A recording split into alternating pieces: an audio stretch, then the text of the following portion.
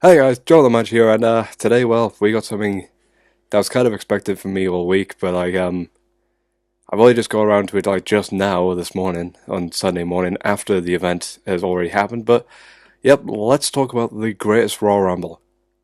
All right, first of all, the pre-show started in Eastern, I think it was Eastern Standard Time at 11 a.m. and about noon, roughly, was the main event actually started.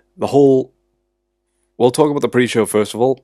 I think it was Jerry Lawler, Booker T, and Byron Saxton were all on the table, all like sharing like a few laughs with each other, like running down the matches on the card. Of course, noticeably no women because of course they were in Saudi Arabia, so of course there weren't going to be any women on the show.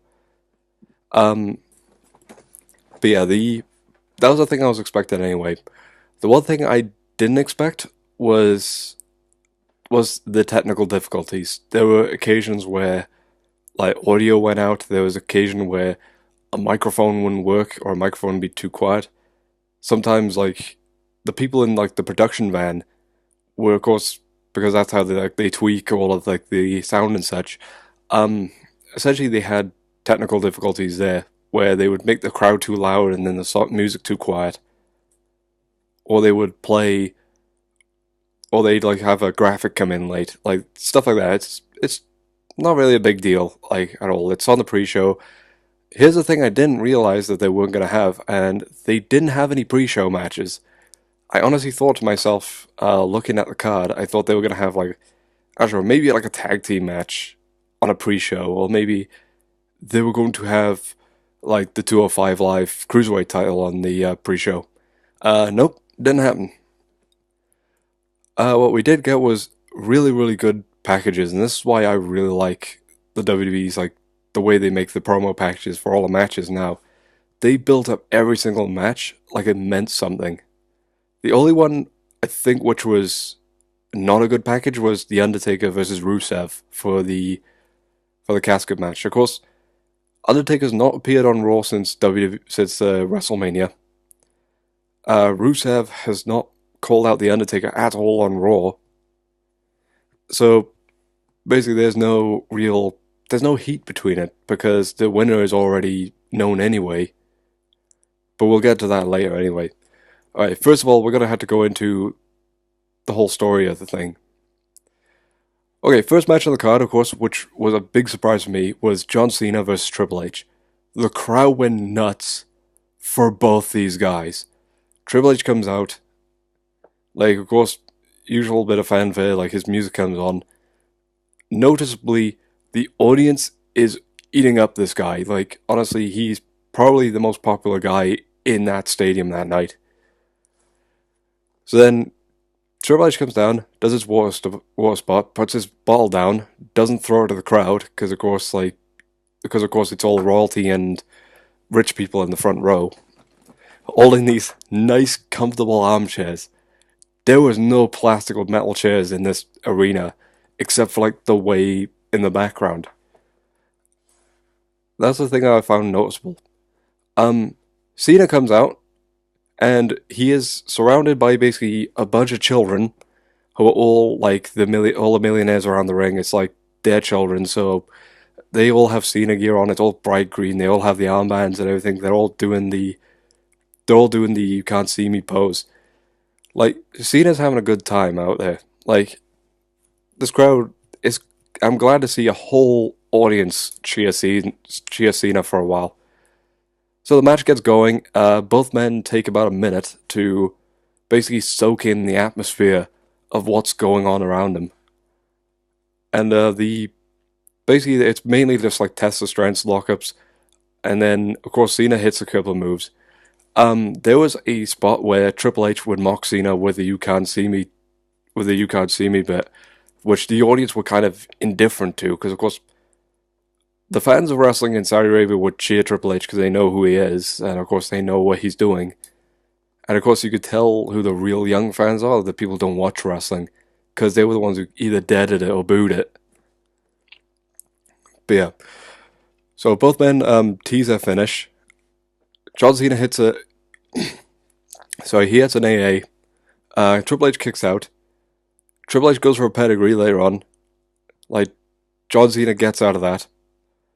John Cena then hits it. He then hits an AA, picks Triple H up again, hits another AA, and it's over in 15:45.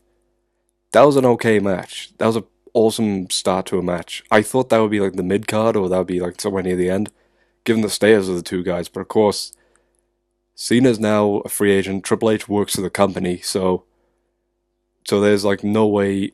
I think there's no way they couldn't have put Cena over. Okay, and now we got the next match. Of course, I ran down this match before on the predictions video, and this one is Cedric Alexander vs. Kalisto. Initially, it was supposed to be Buddy Murphy. Buddy Murphy, of course, he missed the weight limit by 2 pounds, and they referenced that in all the call packages and such. And Cruiserweight Championship on the line. And of course, they did the usual fare of like stuff you'd see on Tuesday night anyway. Just like just backflips, front flips, like just all the indie like moves. The crowd weren't really into these guys until they saw them wrestle. And of course, there was the typical like backflip into a Hurricane Rana, like a flip out of that, a backflip to avoid moves, and a Spanish Fly, which again I hate that move because of how messy it looks. No, there's no way you could do a perfect Spanish Fly. But yeah, Kalisto and Cedric Alexander managed to pull it off though somehow. So Kalisto was going to go for the Salina del Sol. Gets reversed. Cedric Alexander sends him very, very high up in the air, gets the lumbar check, and Cedric Alexander ends up winning in 10:15. Not a bad match. Could have gone on 2 minutes a little less, so.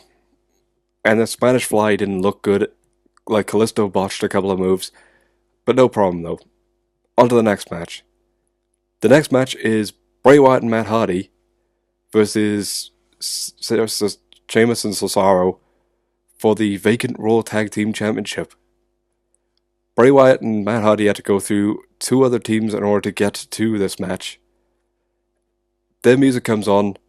The audience don't really get Matt Hardy. You don't see a lot of delete chants until he gets nearer the ring. But they do pop for Bray Wyatt's entrance, which is of course the lantern and the lights.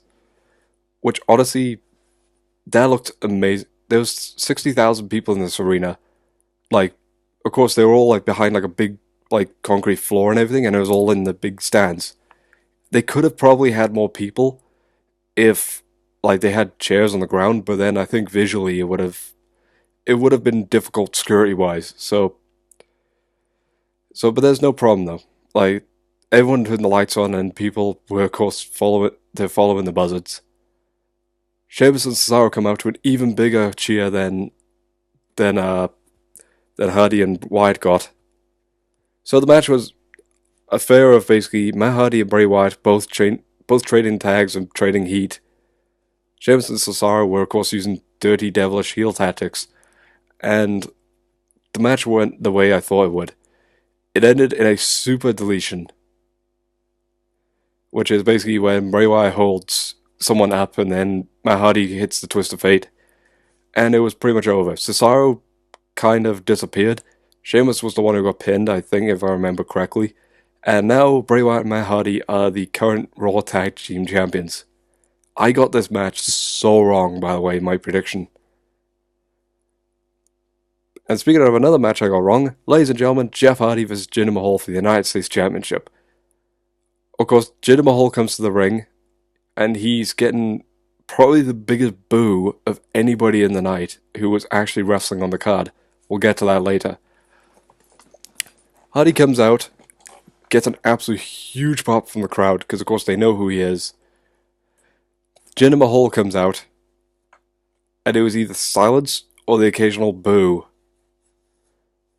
And of course, as I was noticing this, Jinder Mahal was looking over at where the royal family of Saudi Arabia was sitting, and he was just looking at them just dead-eyed like the entire time.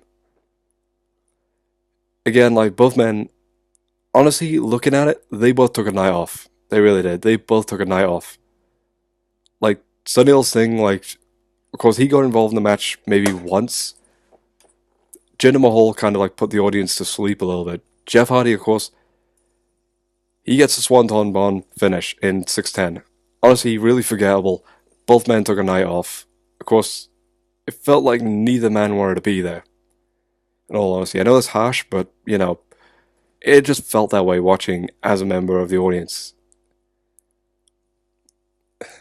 And speaking of completely anti-cheer, ladies and gentlemen, the Usos come in and they get a huge cheer from the audience. This is the next match, by the way, match number 5, Tag Team Championship match for the SmackDown Tag Team Championship, which isn't vacant. The Bludgeon Brothers won it at WrestleMania, and now they're defending it here tonight in front of Saudi Arabia. They come out with the hammer gear, all their cloaks, their masks. It's just dead. Like, I feel so sorry for Luke Harper and my boy Eric Rowan, but yeah, like, it's just, there's no heat to them. They're supposed to be bad guys. They don't get booed.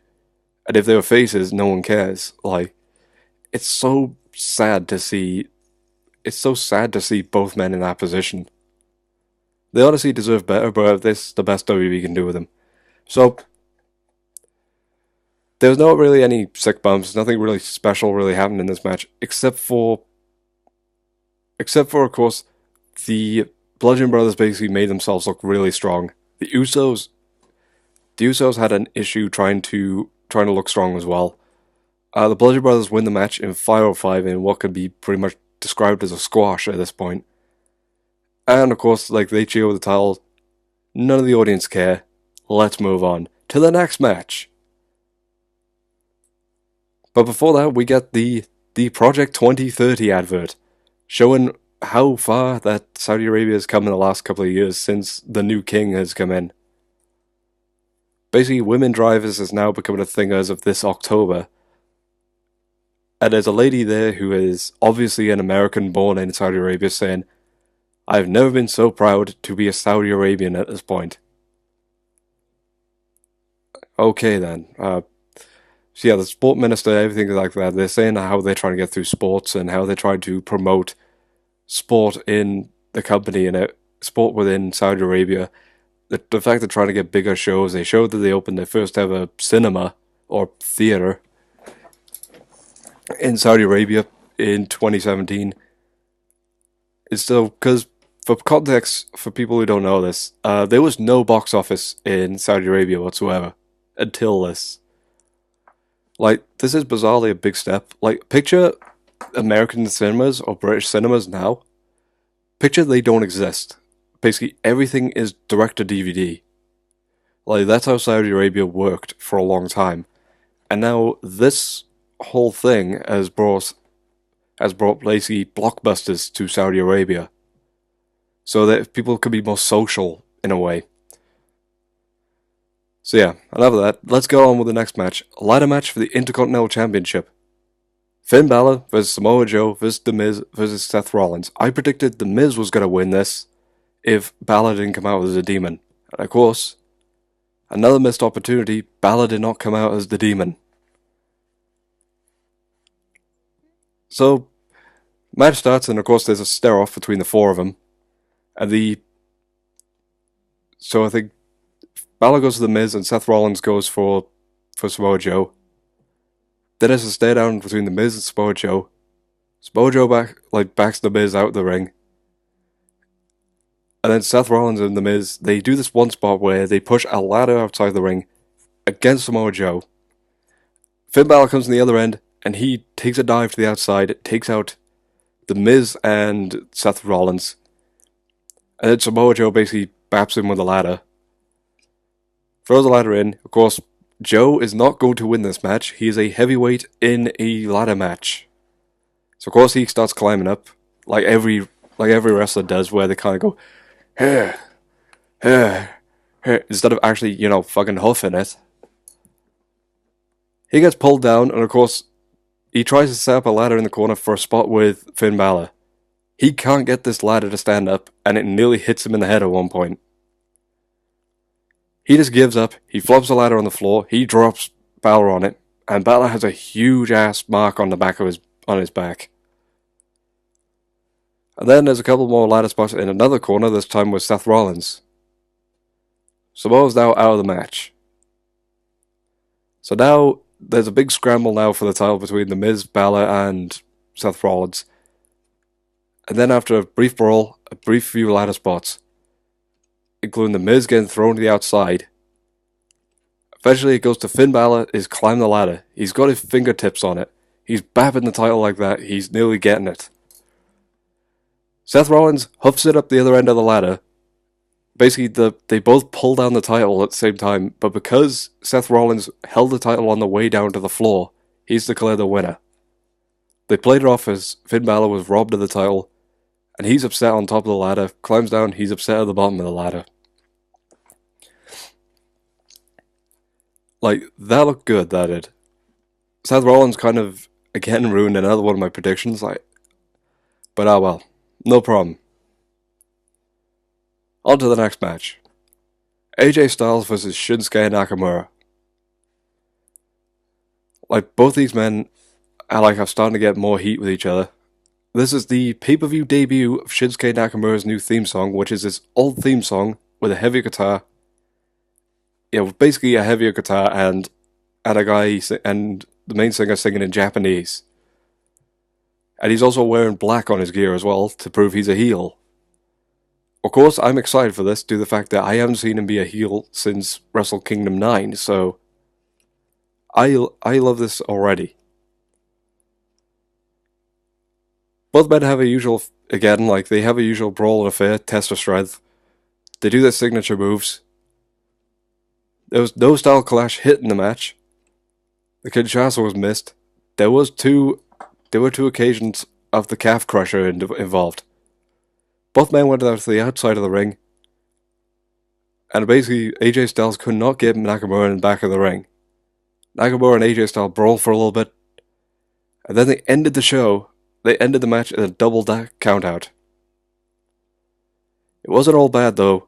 AJ Styles is basically, it's given heat to the feud, to which it needed, or else there was going to be no heat at all.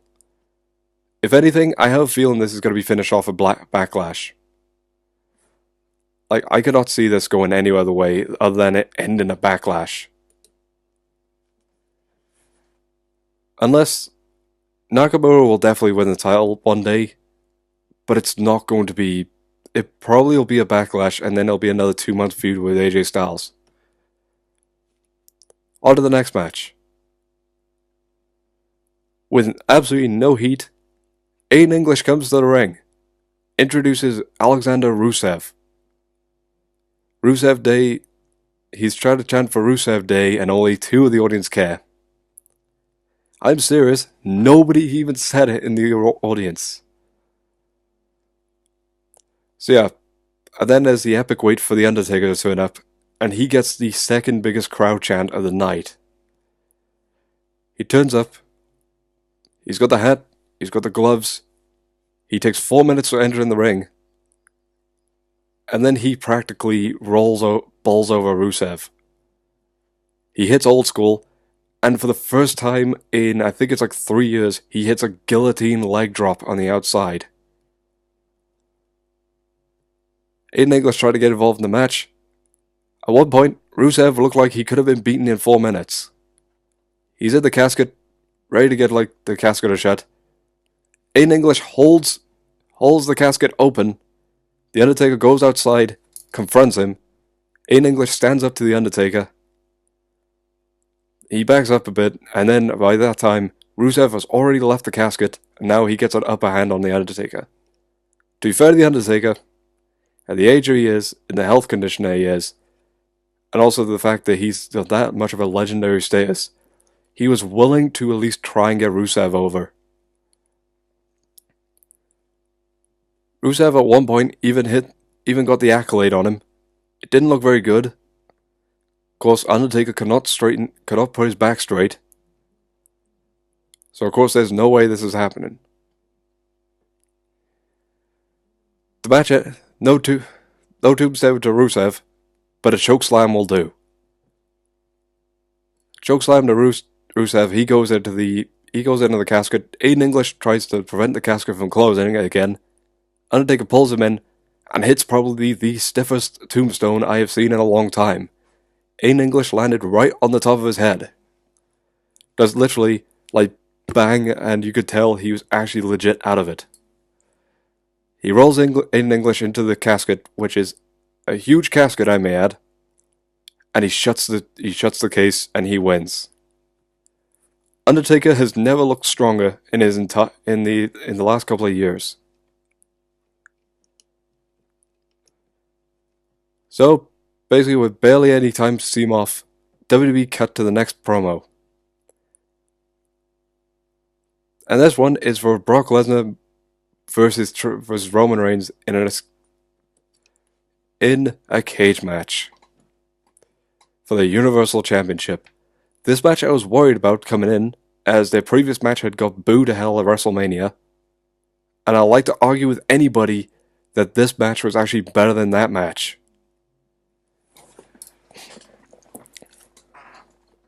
So Brock Lesnar opens up the match, and honestly, my prediction, by the way, of Paul Heyman not being there was actually proven wrong.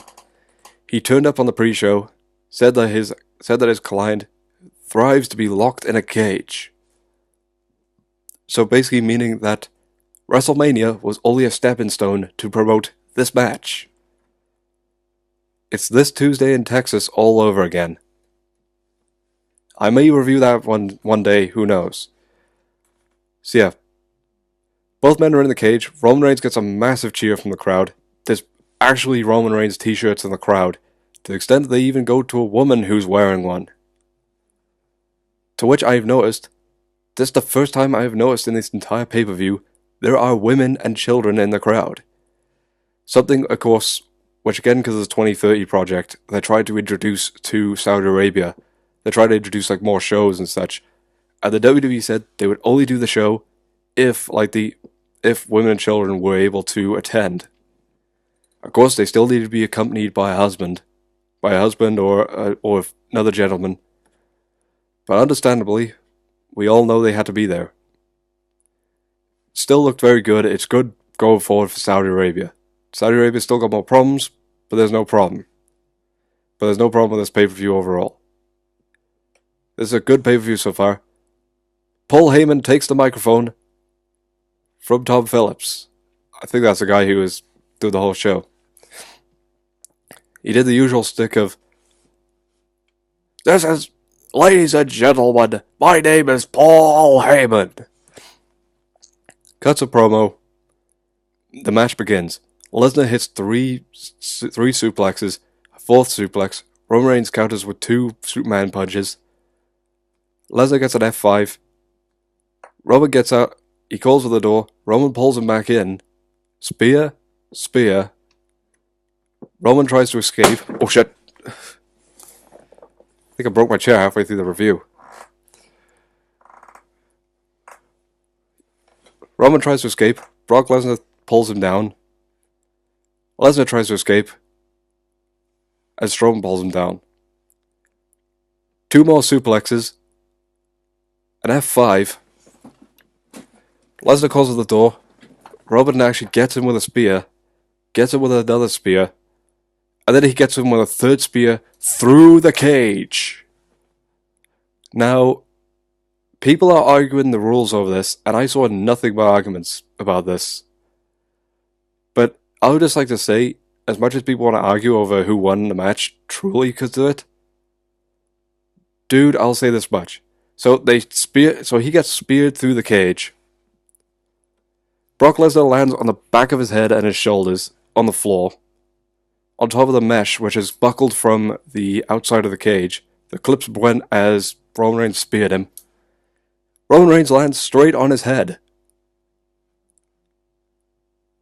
That looked, especially when you watch it in slow-mo, it looked painful. Roman Reigns' feet clearly touched the floor first. But the rules clearly state, though, over the top rope or through the door, not through the cage. Basically, this divided everybody. Brock Lesnar is declared the winner because he hit the floor first. And you could tell he'd actually taken, that was probably the worst bump he could have ever taken, due to the fact that he was limping away afterwards. He was holding the back of his head to the extent of Paul Heyman had to explain what the hell was going on.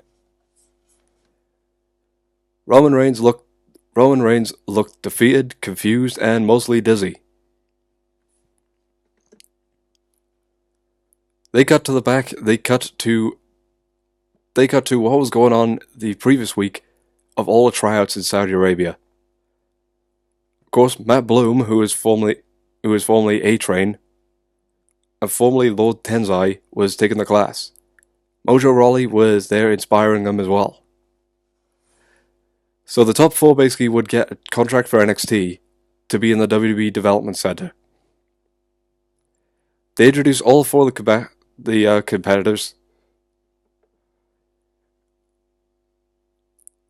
And then after they introduce all the competitors, some music starts playing. It's Aryan Davari's theme song. Aryan Davari and Sean Davari come out to the crowd. Come out from the backstage with an Iranian flag. Of course, real life stuff was going on between Arabia and Iran. So of course, massive heat from the crowd. Massive boos as soon as they say the word Iran. They cut a promo on all 4 of them, calling them garbage and nothing, and Saudi Arabia is an awful place. They cut it in both English and in Persian. It was not in Arabic, it was in Persian. So basically the crowd had no idea what they were saying anyway. The four combatants ended up laying them out to a massive crowd cheer. They leave the ring, but they left their flag behind. God knows what happened to it afterwards, but we just hope for the best. Now we go on to the main event. The Royal Rumble. Probably the biggest Royal Rumble they've ever had. 50 men. So the first one entering is Daniel Bryan. Of course, it's like one of those things of the first 10 are usually the workhorses who last a long time. And then it's usually the last half of the people who are either big guys who can't go very long, or legends who are kind of too rich and have too much time for this shit. So, number 2 is Dolph Ziggler. He comes out and he comes out to a good cheer from the crowd. Both men are super over. Both men brawl for a little bit, and then out comes number 3, Sin Cara. He gets a few like lucha spots in, and then he is eliminated like quite quickly by Dolph Ziggler. The first one gone from the massive Royal Rumble. The next one out is Curtis Axel. He comes out to not big of a cheer because of course he's not a massive star on his own. He's coming out to his old, not quite Mr. Perfect theme song. He brawls with both Daniel Bryan and Dolph Ziggler, and then out comes next, number 5, Mark Henry. Mark Henry eliminates his Curtis Axel straight away, and then he goes on to flatten both Daniel Bryan and Dolph Ziggler. Next out, number 6, Mike Kanellis, earning a Warlord Award. He comes out, goes under the bottom rope, gets clotheslined over the top rope within 3 seconds. Like, this was quite funny. He came all the way to Saudi Arabia to last 3 seconds, to prepare for a match for hours, be at all the press conferences, only to get eliminated in 3 seconds. I feel sorry for this guy.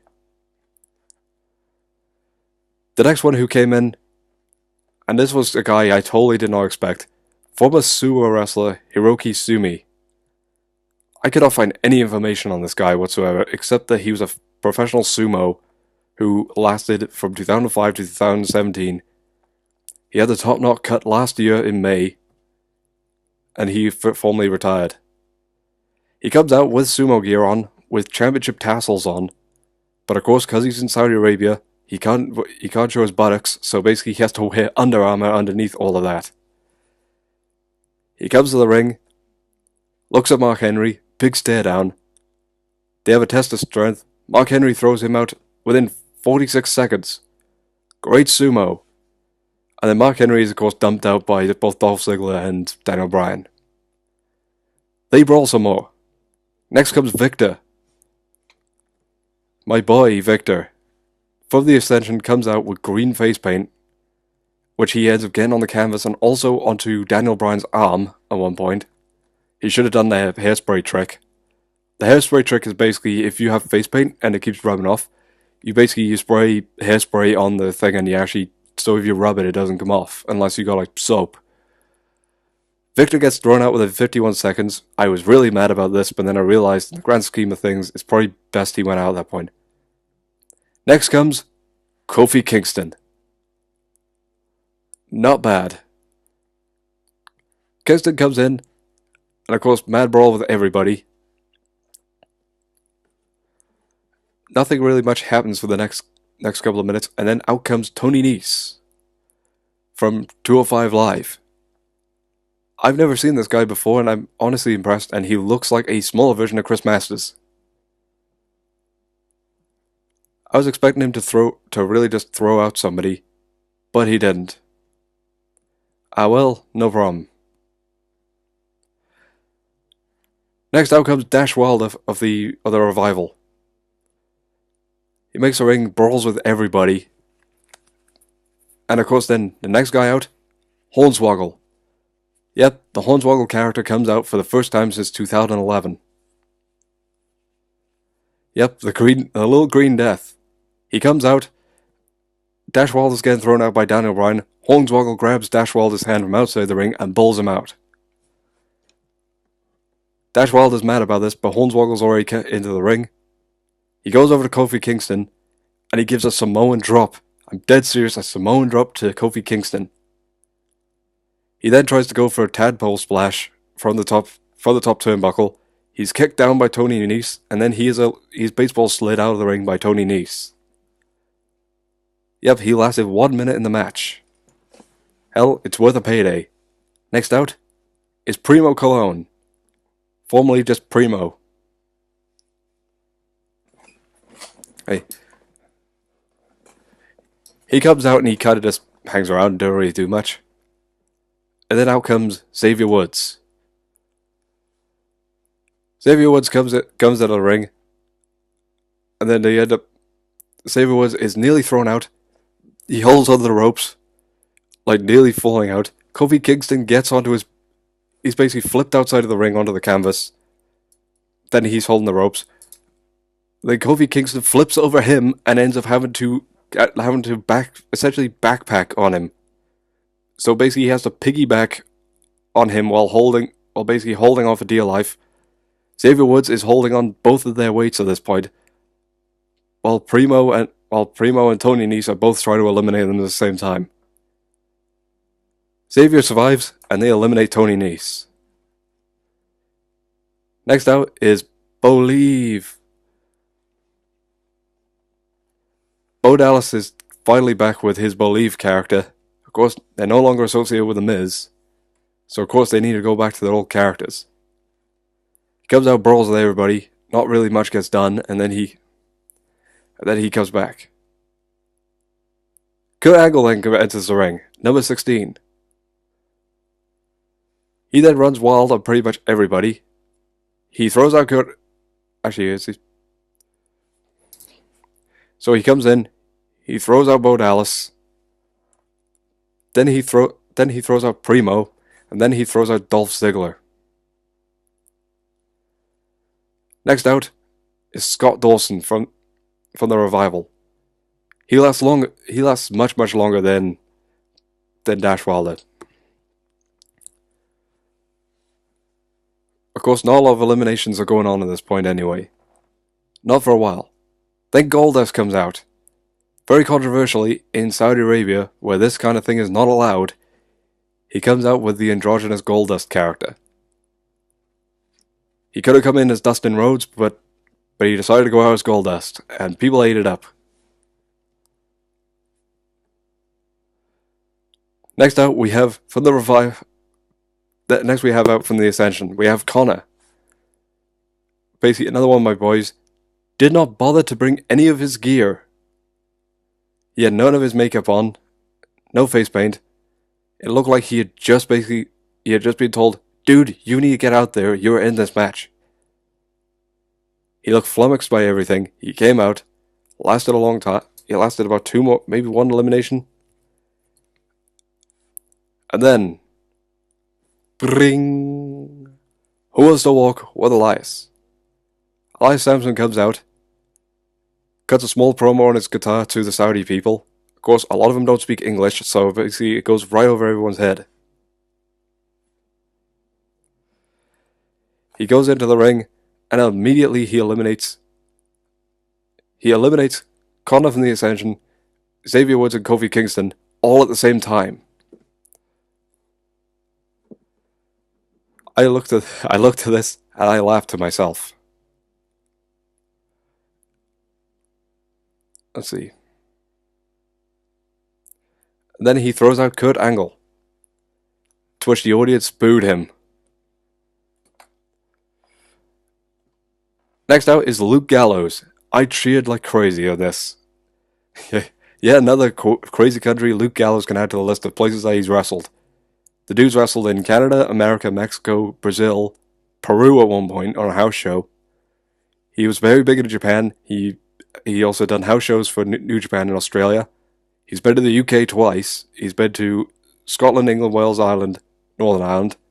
He's wrestled in Norway. He's wrestled in Germany, France, Spain, and also, of all places, Nigeria, where he fought Great Power Uti. Now he's coming out to the biggest Royal Rumble of all time.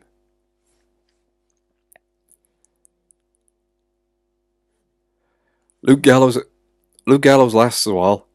Next out comes Rhino. Rhino comes out with like barely any affair to him. A few people who know what ECW is chant ECW in the crowd. He doesn't really do much in the match except for stick around for 16 minutes. And next up we have Drew Gulak from 205 Live. He comes out, like, bashes everybody. And then out next, from NXT, it's Tucker Knight. This guy is pretty good. I reckon this guy could end up making the main roster one day. From Heavy Machinery, Tucker Knight comes out, and he throws out Drew Gulak immediately. And then the Glorious One enters. Bobby Roode enters at number 25. We're halfway there now. He comes out and he eliminates Goldust, he eliminates Scott Dawson. And then for a while we do not have an elimination. Fandango hits a ring. And then the commentators suddenly have an argument over which one it was. Fandango comes out, and Michael Cole and I forgot the other guy anyway. They start arguing over basically which one it was. Fandango and Tyler Breeze both have different music, I may add. Then next, Chad Gable comes out. The wasted potential is actually painful. He comes in and does pretty much suplexes everybody. Then he gets flattened by Tucker Knight. In comes next Rey Mysterio. He comes out with this green gear, this green and white gear, with Rey Mysterio, I think, in Arabic, actually across his chest. I think it has the palm tree and I don't quite remember, it had the palm tree and the two swords as well. He eliminates Luke Gallows. The crowd go wild. And then Hype comes out. Mojo Rawley comes out to the crowd. He gets a massive cheer due to the fact that he'd been helping out in Saudi Arabia. In fact, his parents had apparently met in Saudi Arabia. That's the reason this was a big deal for him. He comes out and immediately... Take a look. Sorry, I've lost the page a sec. He comes out and immediately eliminates Fandango. I boo, everyone else cheers. And then next, Tyler Breeze comes out. Within 16 seconds, he gets thrown out by Mojo Rawley as well. And then next up, we have ourselves Tucker Knight. Now we have Big E Langston comes in. He throws out Tucker Knight, and then next we have Carl Anderson. And of course, at this point, it's another weird country that he's wrestled in too. Of course, it's the man who actually apparently once wrestled in Iceland. Like, he kind of had nothing going for him, really. Then Apollo Crews comes out. He eliminates Chad Gable. And I die a little inside.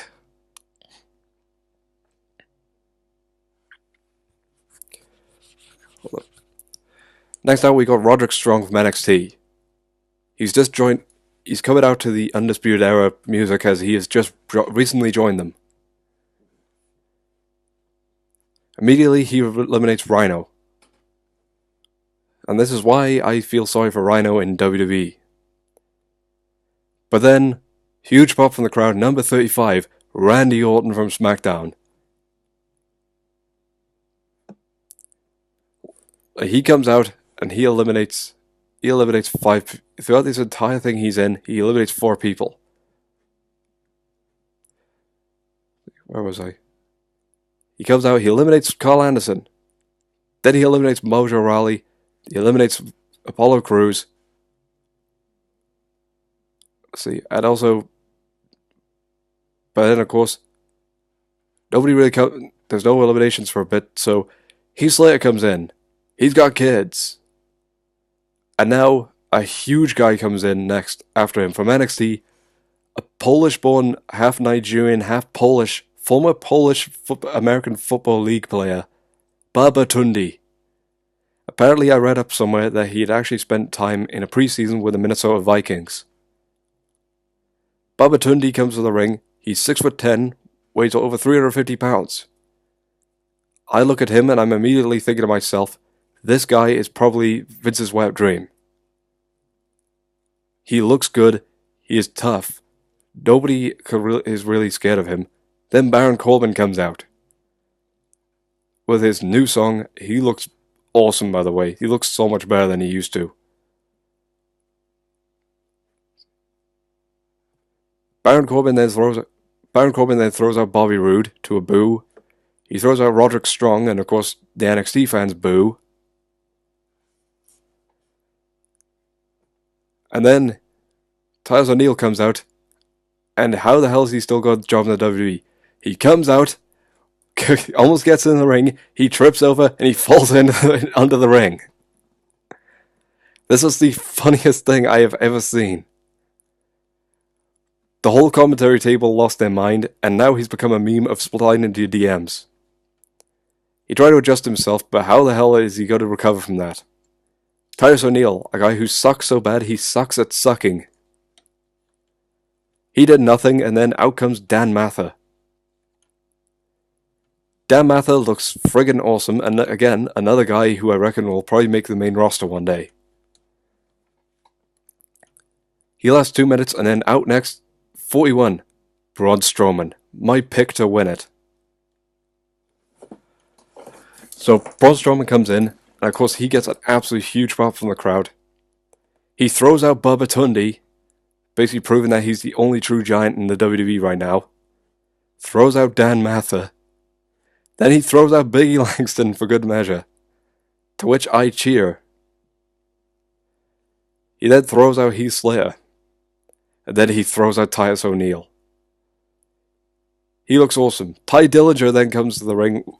He's not number 10, he's number 42. He lasts a little while, and he lasts 30 seconds, then Braun Strowman throws him out as well. Everybody is down and recovering on the outside of the ring. Anyone who is left, I may add. Let's see. And then in comes Kurt Hawkins, the longest losing streak in WWE history. This side of 2000. If he goes 8 years without a win, then he's basically beaten Barry Horowitz's record. Match-wise, he's actually beaten Barry Horowitz's record. So Kurt Hawkins comes to the ring. He doesn't come into the ring. He just stares at Braun Strowman, refuses to enter. Braun Strowman chases him down, throws him into the ring. go hook at the last 20 seconds, and then he gets thrown out. He hits his head on the way down, which, of course, I got really worried about. I checked Twitter, and apparently he's okay, and he's flying back to the United States, no problem. Braun Strowman is... At this point, I thought to myself, Braun Strowman is probably winning this match. And then out comes Bobby Lashley, who I honestly predict will be a future opponent of Brock Lesnar. There is no way he can't be at this point.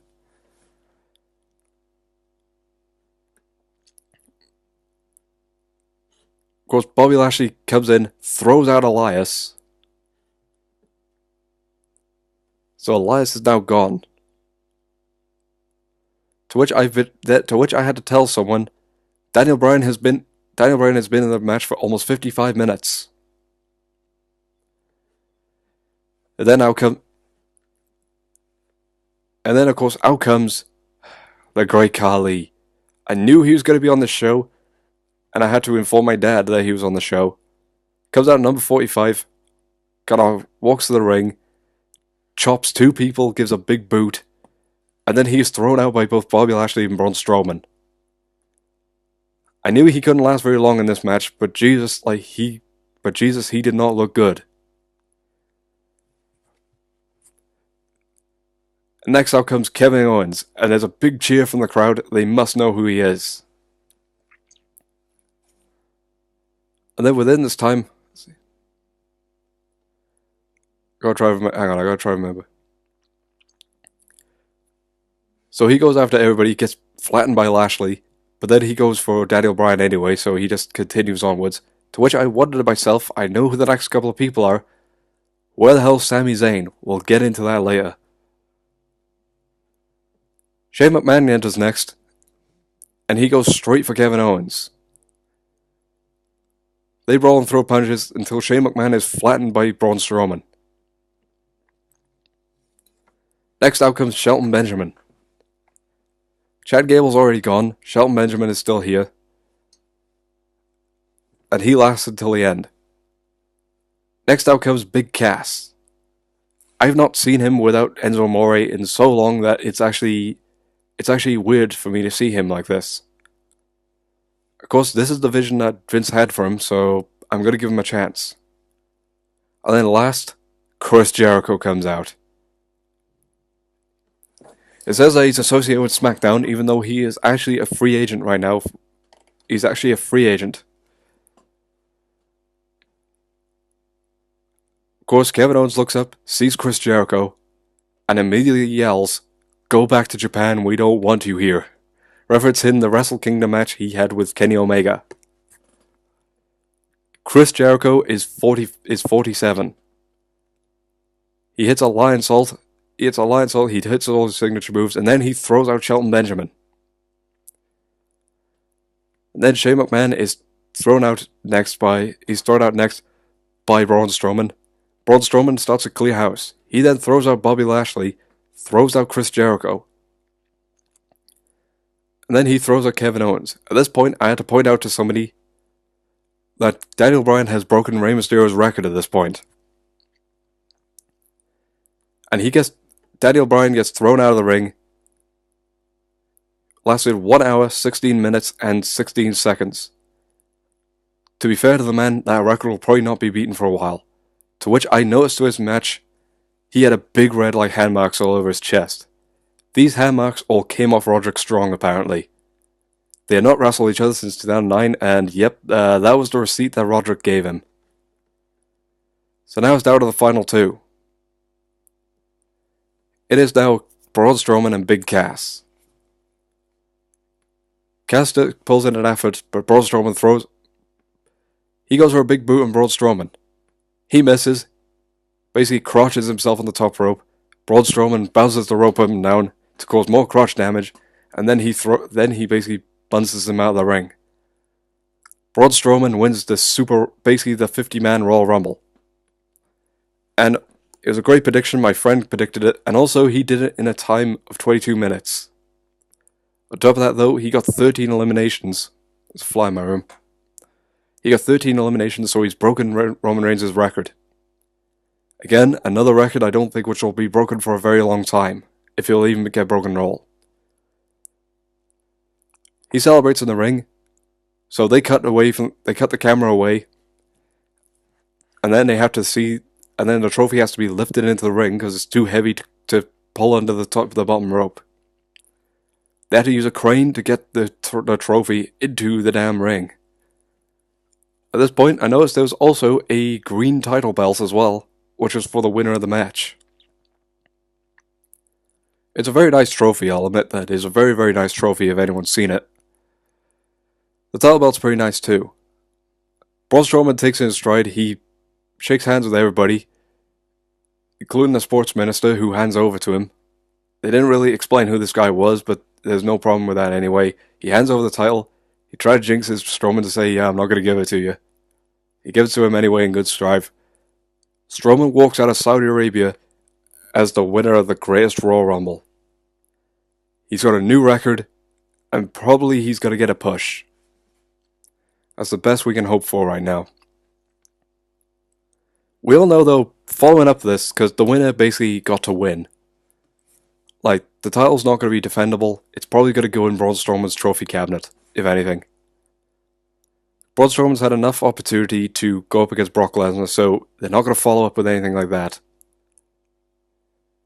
If anything, Braun Strowman is probably going to go on and probably go for a mid-card title. Just to prove that he's a good sport. Either way, it was nice to see everybody again, no problem. Though, of course, for people who want me to address a few things about the show which were kind of odd. First of all, the seating plan of this whole show was absolutely awful.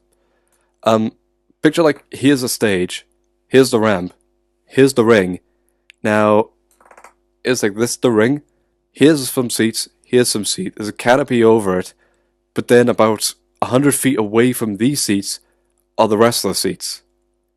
This place normally, the arena that they're in, the King Abdullah Stadium, this is mainly used for football matches, and you can notice on the pre-show that over half of the seats were actually corned off and curtained. There's black sheets over them, basically, so then you couldn't see them at night.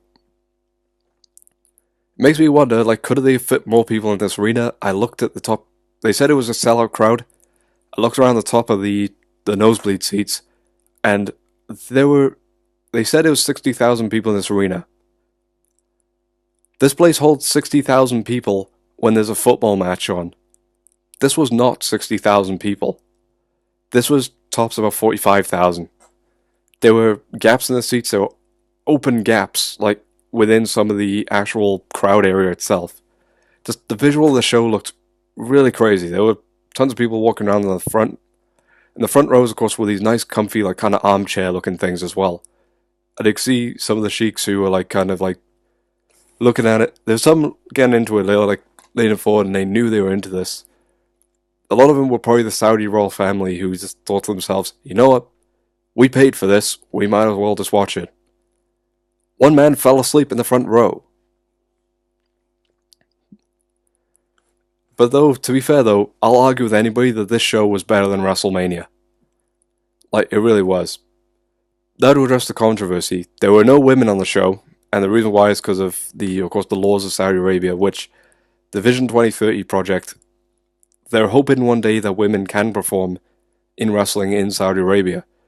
Bahrain have already had Alexa Bliss and Sasha Banks perform there with like edited gear, so then there's no like midriff or legs or bits of their arm or like cleavage or arms showing. So basically, it'd have to be a wardrobe, like it'd have to be something wardrobe if they were going to perform there. So someone like Nia Jax is fine as long as they get rid of the mesh bits, or as long as they cover up the mesh bits of their uniform. Like, overall, it was a great show, but also other controversies include Sami Zayn wasn't there, and people ask why. The reason why Sami Zayn wasn't there, Sami Zayn in real life, he is a Muslim, but he is of Syrian descent, meaning that, and also, Saudi Arabia in 2012 cut ties with Syria. Basically, they cut diplomatic ties, so it would have been awkward for him to travel out there anyway. He probably would have been passported a lot more because of his descendancy. But again, also he may have been booed because of that. which is what people feared. He even gave a statement saying that he wasn't going to travel, like he would travel, but unfortunately due to the situation of the world, he's not going to travel. But there's no problem anyway. He missed out on a payday, but overall I think he took a night off and he was okay with it. Also, other controversies aside, like it was an awesome show. Like even like the lower tier matches were pretty good. I'd say the best match of the night, though, for me, the best match of the night was of course the Rumble, because of course it was just something new. It's a 50-man Rumble, and honestly, WWE should do this again. Maybe every Royal Rumble they should do this, or even next year do a 40-man, because with that kind of thing, you can get more people in, you can get more spots in. Like anybody who's a real workhorse can go from the start and win. It was a great show. Like the worst match though of the night for me personally was, as much as it pains me to call a Jinder Mahal match awful, the Jeff Hardy vs Jinder Mahal match. Nobody was interested except for people who were cheering for Jeff Hardy. Basically, it was just overall a boring match anyway. The Bludgeon Brothers, of course, had no heat. The Usos essentially won the crowd, but the Bludgeon Brothers had complete dead silence for most of the show, and it kind of showed. I've only just realized this as well. As a 1, 2, 3, 4, 5, 6, 7, 8, 9, 10, 11, 12, 13, 14, 15, 16, 17, 18, 19, 20, 21, 22, 23, 25, 26, 27, 28, 29. Apparently, also for wrestlers wise, 79 wrestlers under WWE like payment. 79 different wrestlers got a payday this night. And apparently the payday average, it's been leaked in like dirt sheets and stuff. Apparently the average paid wrestler this night was like 22 grand. That's not bad, especially with a hotel. Of course, people like Brock Lesnar, Roman Reigns, The Undertaker, AJ Styles, they're the ones who are all going to make, John Cena, Triple H, they're all going to make the most money out of all of those people. This event alone, though, according to reports, it earned something between 80 million and 200 million. They don't know exactly where this is, but under the 10-year plan that WWE have with Saudi Arabia, we may see another pay-per-view with in Saudi Arabia, or even we might see like a WWE kind of network exclusive house show. This show was pretty good. I forgot it was in Saudi Arabia until they mentioned Saudi Arabia occasionally. Honestly, it's probably, again, just as an event, like, it was better than WrestleMania, and I'd argue that, yeah, it was so much better than Mania this year. Yeah, that's my overall thoughts on it. That's my overall rundown of the whole card and the whole pay-per-view. Um, Futures for Saudi Arabia? Yeah. I reckon there'll definitely be probably 3 or 4 house shows there a year now from the WWE. Maybe an NXT in the future. We don't know. We may need to like look forward to that. We may need to consider that in the future because the WWE have now got this huge deal with.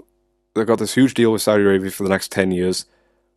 Like women wrestlers, I'll give it 2 years until one's featured, or at least till like a speaking lady is mentioned. Though I'll give it 3 years until an actual wrestling match between women happens. Like, also, it's not quite WWE trying to basically like. It's not them trying to look like the good guys and all this, but it's definitely a start for Saudi Arabia going forward, especially with a mixed audience of women, children, men, which is something that hasn't happened before that night. So this will definitely happen again at some point in the future. Like, I think since Saudi Arabia, of course, though, have been having an unemployment problem, and of course, it's a little bit of a distraction from that. For me, though, this event, though, was a blessing and a curse for Saudi Arabia, because this covered up the problems of Saudi Arabia, but then it, like, kind of fixed other problems of Saudi Arabia. Alright, that's my take on the whole thing. Either way, that's been this review. I apologize I was so long. Either way, if you enjoyed it, please leave a like and subscribe. And if you want to see more wrestling content, I will be back probably with some wrestling content, maybe in Backlash. Either way, I'd like to thank you guys for tuning in, and have a nice day.